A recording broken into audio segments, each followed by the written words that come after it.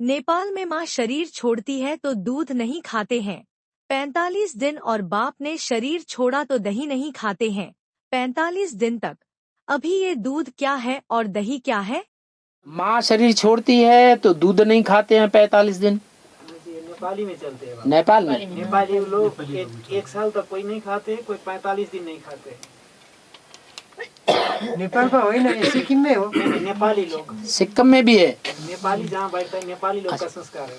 अच्छा, माँ शरीर छोड़ती है तो दूध नहीं खाते हैं 45 दिन, और बाप ने शरीर छोड़ा तो दही 45 दिन तक नहीं खाते हैं।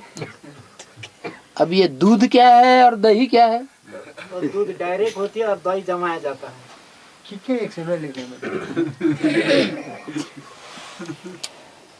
दही जो है वो जाम हो जाता है, और दही के कीटाणु जो हैं वो ऐसे होते हैं तीक्ष्ण कि दही खाने वाला उसके ऊपर, ज्यादा जो दही खाएगा उसके ऊपर बीमारियों का आक्रमण नहीं होता है।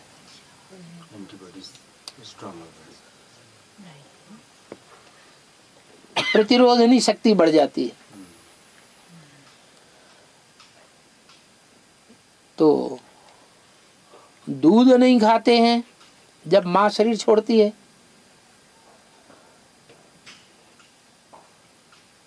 तो माँ की याद आती रहती है तो ब्रह्मा की बात। ब्रह्मा ने शरीर छोड़ा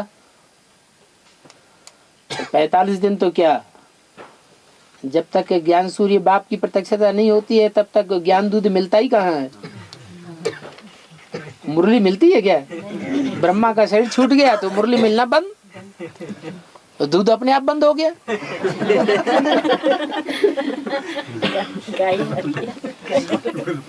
और जब बाप प्रत्यक्ष होता है, ज्ञान सूर्य प्रत्यक्ष होता है, तो दही नहीं खाते।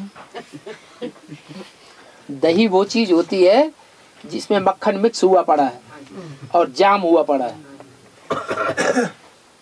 तो जैसे बर्फ है, पहाड़ पर बर्फ जमी हुई है, उसका नाम दिया है हिमालय। क्या नाम दिया? हिमालय, बर्फ का घर है ना। तो अपनी भारतीय परंपरा में, शास्त्रों में हिमालय नाम किसका दिया है? नहीं, हाँ, हिमालय नाम किसका दिया है शास्त्रों में? भूल गए। पार्वती के बाप का, पार्वती के बाप का नाम दिया है हिमालय। माने जहाँ बर्फ जमी हुई है, बुद्धि जो है वो जाम रहती है। ब्रह्मा बाबा की बुद्धि कैसी रहती थी? बाबा ने इतना ज्ञान सुनाया, उनकी बुद्धि कभी ज्ञान में चली ही नहीं, मंथन हुआ ही नहीं। हुआ कभी नहीं हुआ। उनसे ज्यादा मम्मा का होता था। तो जैसे कि दही जम करके रहा, बर्फ जम करके रही, जाम हो करके रही। और सूर्य 76 में जब सूर्य प्रकट हुआ तो मुरली के एक एक बाल में से खाल निकलना शुरू हो गई। ज्ञान जल जो है चलना शुरू हो गया। स्थिर नहीं रह सकता, जाम होके नहीं रह सकता। संकल्प जाम होकर के रहे ऐसे नहीं हो सकता।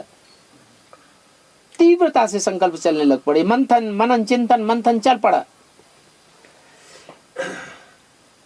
तो वो है बाप के मरने की बात, जीते जी मरने की बात है। क्या? दुनियादारी से बुद्धियों खत्म, नई दुनिया में ही जीना। उसका नाम ही है नारायण। नार माने ज्ञान जल, आयन माने घर। उसका घर कहाँ है? मन बुद्धि का ठिकाना कहाँ है? ज्ञान जल में ही मन बुद्धि का ठिकाना है।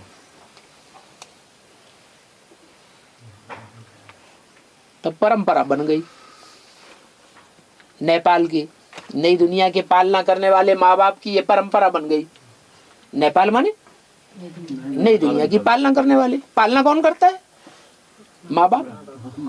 तो माँ बाप की दुनिया में ये पालना का हिसाब बन गया कि माँ जब शरीर छोड़े तो दूध पीना बंद, और जब बाप जीते जी मर जाए तो दही नहीं चलेगा।